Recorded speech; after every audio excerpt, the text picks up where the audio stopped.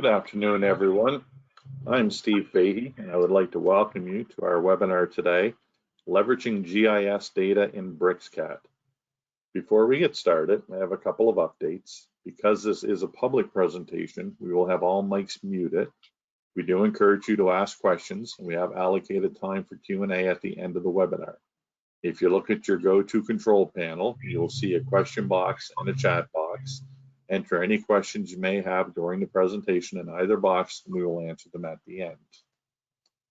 We are ZenTek Consultants, Bricsys elite partner in North America, providing innovative technology solutions to the CAD, BIM, construction marketplaces. We focus on improving efficiencies, which in turn leads to increased productivity for our clients. We invite you to visit our website to learn more about our company and our offerings. We offer a wide range of online training, live courses, private courses, custom courses, on-demand courses.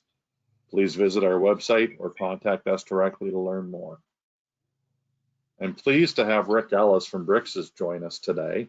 Rick has almost 30 years experience in the civil survey industry, and he is the BricsCAD Civil Survey Platform product owner.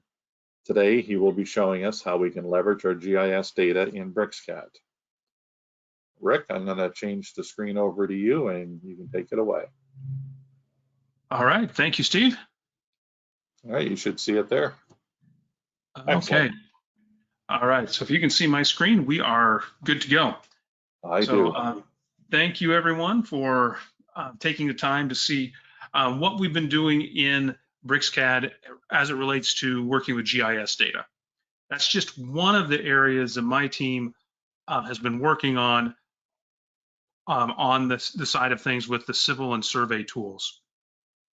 So I'll kind of try to keep us focused in on the GIS information here today.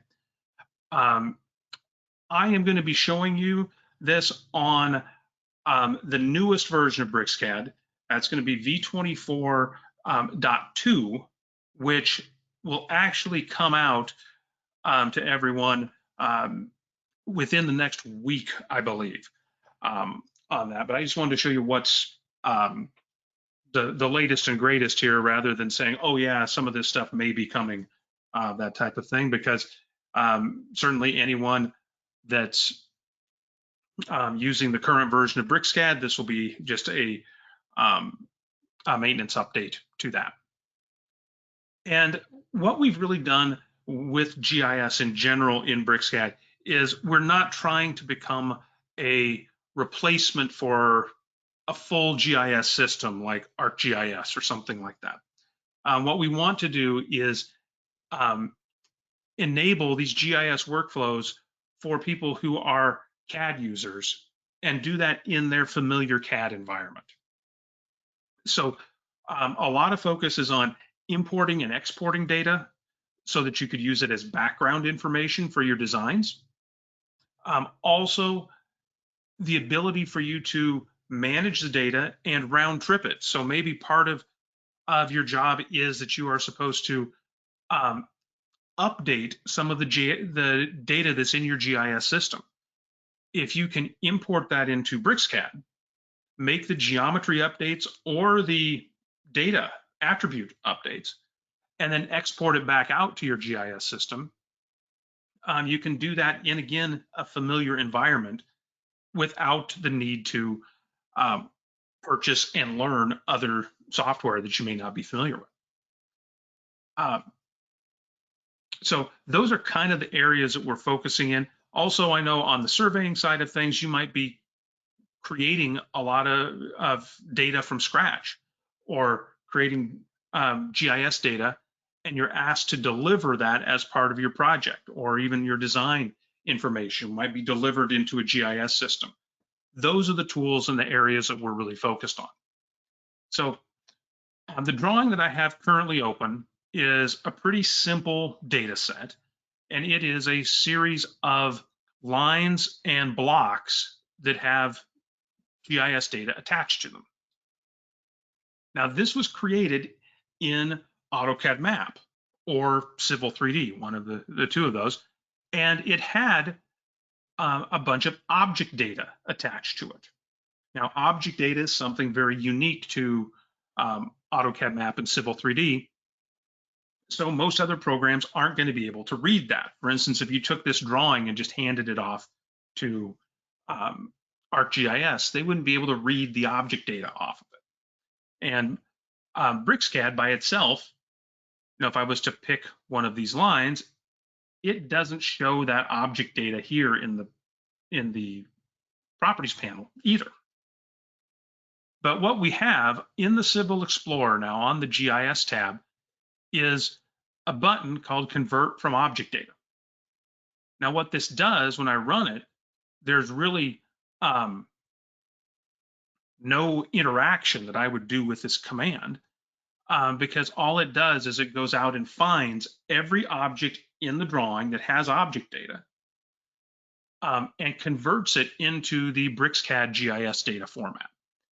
And at the same time, so that we don't have duplicated information, it removes the object data from those objects. So now in the GIS tab, I see I've got two different GIS layers. I have one called sewer pipe data and sewer structures. There's a visibility button beside that. I could just toggle off all of the sewer lines, or I could toggle off those structures, which are a little bit harder to see because they're smaller. So if I zoom in here and turn those back on, you can see their visibility is controlled there. Now there's still standard CAD blocks and lines and polylines. So they're still on layers. If I went to the layer dialog box, you would see I have things like my sewer pipe nodes. There was one of those blocks was separated out onto that layer and it goes away. I could also turn off the mains as well. So all of your CAD functionality still works with these. They're not special objects or anything that we have to learn how to use. Excuse me. They just have additional data attached to them. So if I go to the Civil Explorer and just double click on this sewer pipe data layer, you'll see I get an attribute data table.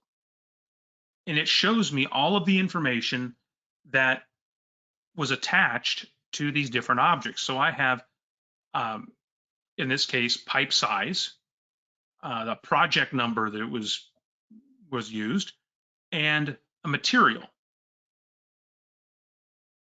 And I can see at the bottom I have 348 objects here. If I wanted to sort through and find one of those, I have a selection option, the arrow in the upper left corner. I could go out and pick any one of those lines, and it finds that row in the table for me. And I could edit any of that information. Maybe project 000 was not correct. Maybe it's supposed to be 12-345.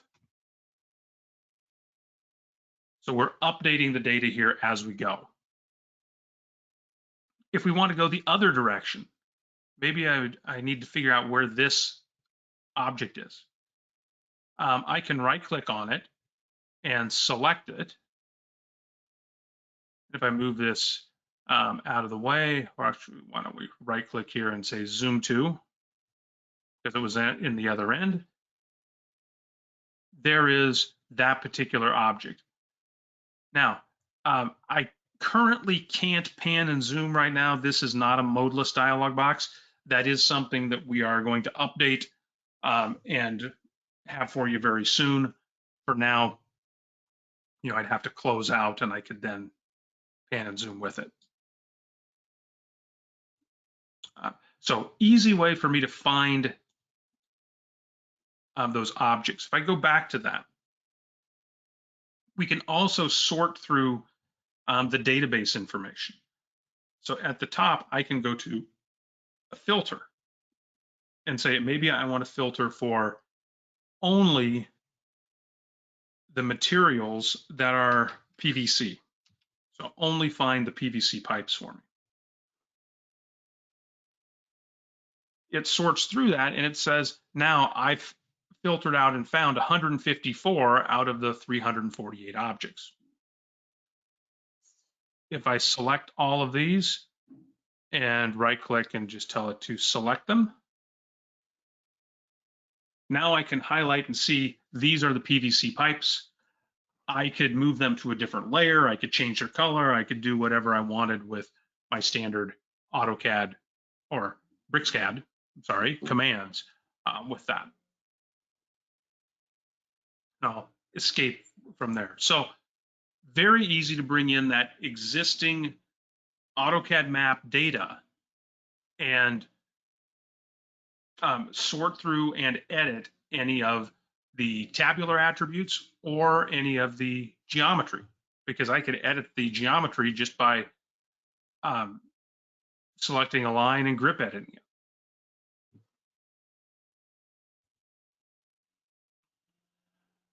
The data is still attached. I can even see it if I pick that in the properties panel as well. And this could be edited here. You know, maybe that's not an 8-inch pipe, maybe it's a 6.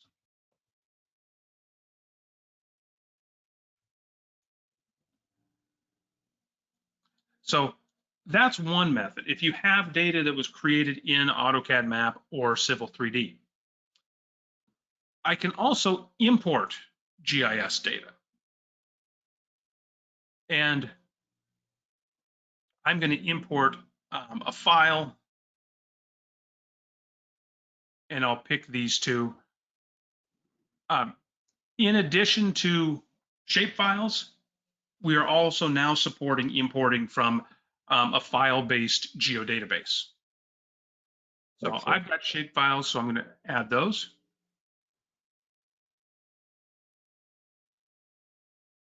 And in this dialog box, it'll show me the two files I picked. I currently have parcels and streets. I can pick the layer that I want to import that data to. And this would be the CAD layer.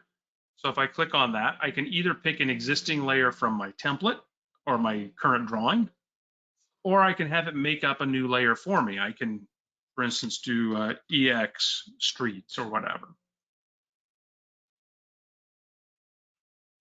If I did the same thing for parcels, I could sort the parcels onto different layers based on their GIS data.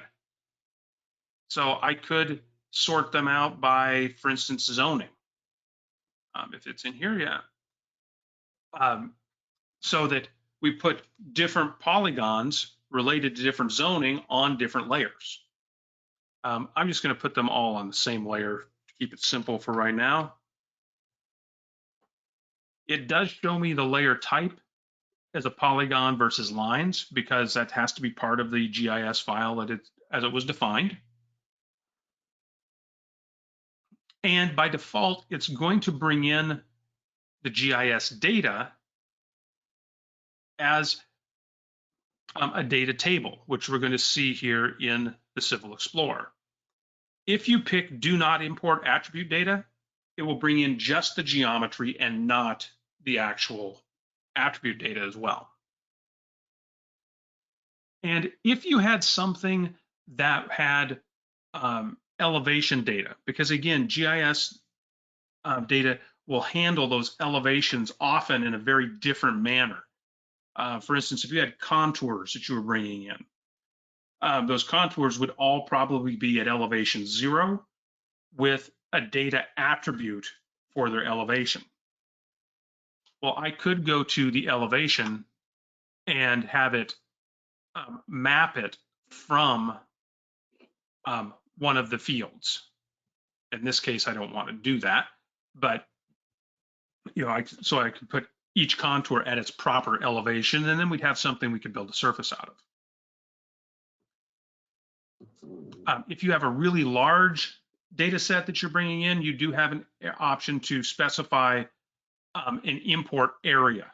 So we can import everything, which is the default, or select a polygon from a polyline that's already been drawn, or we can draw one. I'm just going to click import. And it brings in all of that data. You're going to see the two new GIS layers here in the Civil Explorer. And if I look at my BricsCAD layers, I can see here's EX parcels and EX streets. So I could, make the parcels cyan, and I could make the streets red, just so we could see those separately.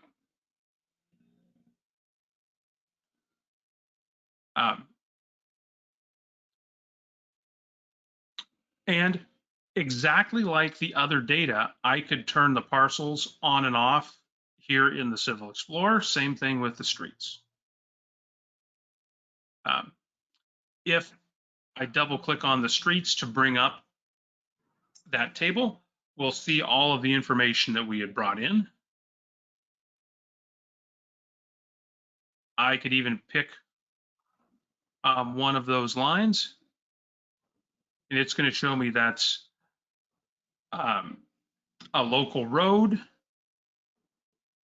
named Pheasant Boulevard. You can see the owner, of that, where the source data came from, even the speed. And again, any of this can be changed. So I could change my speed here from 25 miles an hour to 95 miles an hour if I wanted to. I hope you have some speed bumps in there. Yes, probably have. If you do, you're going to launch off of those speed bumps apparently at that going through the residential district. So if we close off of that, now in this drawing, that segment has a 95 mile an hour speed limit. If I export that back out, that could then go update our GIS system if we want to. We're not changing the original shape files that were given to us. We're just updating it here, and we could then export. So the real key here for us was the commands are really all the same no matter where the data came from. Whether it came from a drawing file that had object data, or whether we're importing a shape file or a geodatabase or any of the other formats that we may support in the future. The same thing goes for us adding data to this. Let's say that I needed to go to my sewer lines, and I wanted to add another line to this data set. Well, first of all, just because I'm trying to be a good CAD operator, I want to go ahead and set my layer current. I'll draw a polyline from this end, and we'll put it out here somewhere. Obviously, you would do this much more carefully and accurately, but you get the idea. Here we added some geometry. Yeah.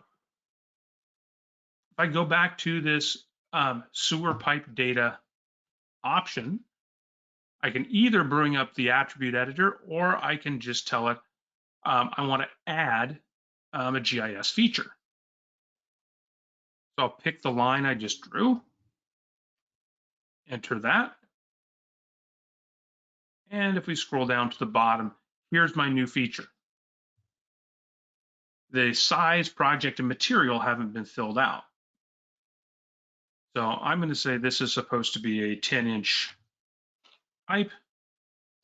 It's going to be project 1-2345. And my material will be PVC.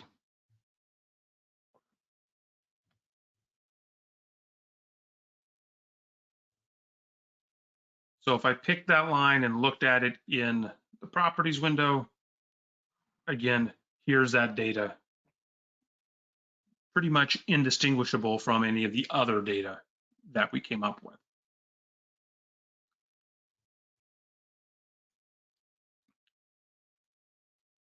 So let's look at one other potential workflow before we export some things. Let's say I needed to create a new GIS layer from scratch here. If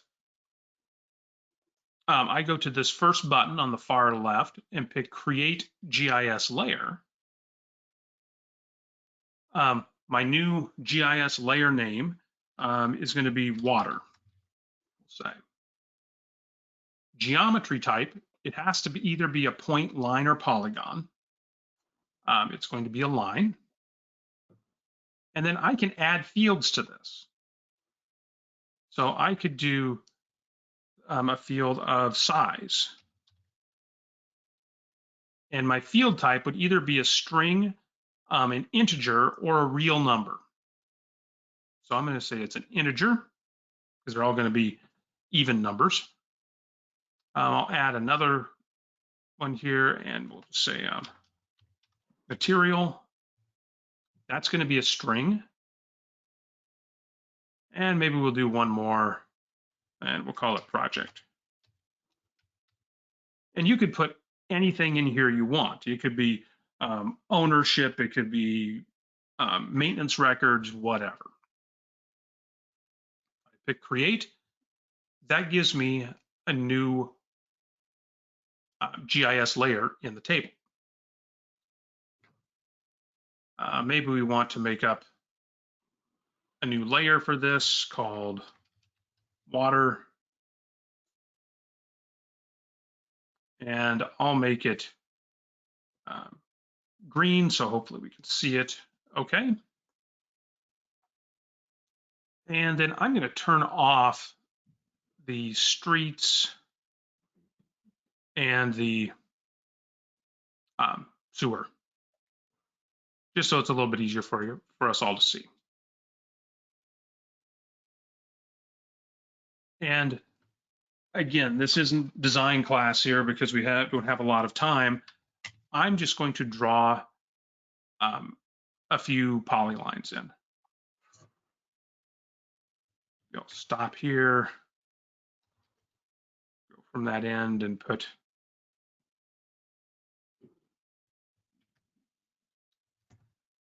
something there. You get the idea with that anyway.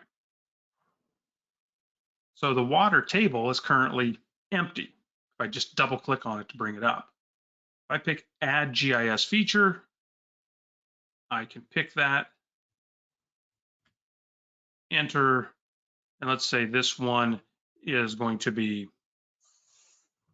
a 6-inch PVC pipe. And again, we'll just give it a project number.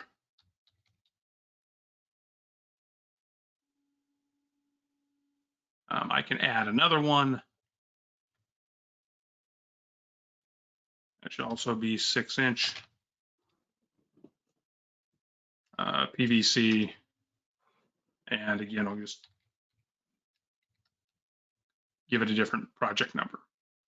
And we could continue on here, but you get the idea with that. So you could manually add data as much as you wanted.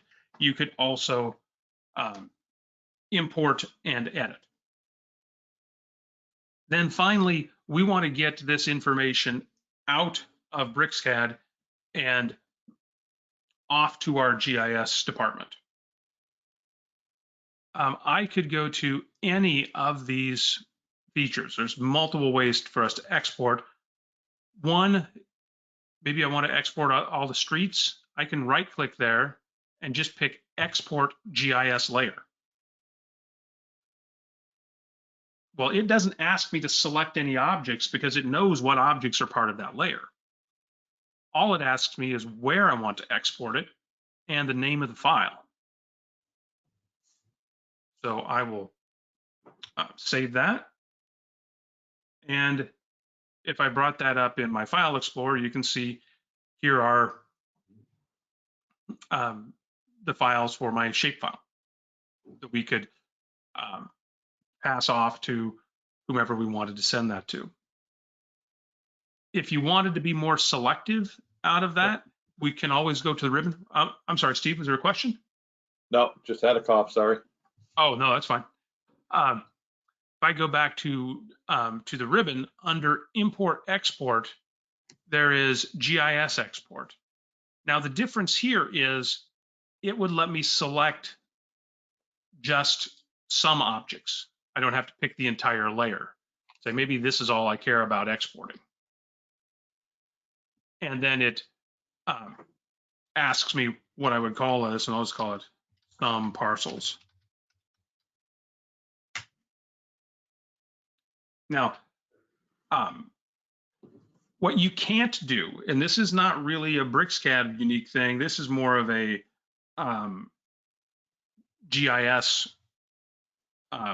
fact for you, is you really can't take the entire drawing and just window the whole thing and say export it to this one file, because you have to be exporting it based on feature class definitions. You don't want to send it to your GIS department and have your sewer lines and your water lines all commingled together in the same file for obvious reasons with that. So it would be exporting one feature class or GIS layer at a time. But well, Steve, it looks like we're almost right at the bottom of the hour, and I know we wanted to give a chance for a few questions and everything. So I will stop there and let you let me know if there were some questions or if you have any for us as well. Yeah, I do have a couple. So I'd like to know how ARCs are handled with GIS data. Yeah, that's a very good question. And what it comes down to is if you're importing or exporting them, it comes down to what data format or what file format you're using. For example, shape files do not support ARCs. And that's not a software specific thing. That is a file format that they would always come in as tensillated. So if I exported an ARC to a shapefile, that shapefile would convert the ARC to a series of segmented lines.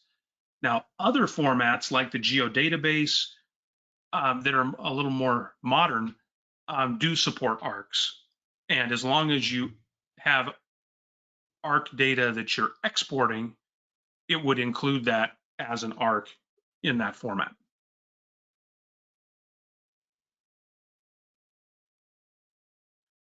So hopefully that makes sense. Yeah. Well, I just found it interesting that ARC info doesn't deal with ARCs. It is somewhat of an ironic name, isn't it? Now they do now. It's just originally they didn't, and it was kind of funny because they called every lineal feature was an ARC, even though it was segments. So. All right. Next question is: can you use the GIS attribute data to label objects in the drawing? Yeah, another very good question. Currently, in BricsCAD, you cannot do that. That is something that we are actively working on right now, and I can tell you, you can look forward to it. I'll just say very soon, without putting a release date or anything like that on it. But very soon, just like you would label elevations on a surface, for instance, in that same type of a format, you'll be able to pull GIS data just like other civil data types to include in any of your labels. Okay, excellent. Well, thank you very much, Rick. I really appreciate the demo there today. I think it was a lot of valuable information. Absolutely. I want to thank everybody for joining us. And if you have any questions for us at ZenTek or for Rick, please feel free to reach out. call us on the 1-800 number, send an email. We're here to help and answer any questions you might have. Once again, Rick, thank you very much. Thanks, Steve. Bye.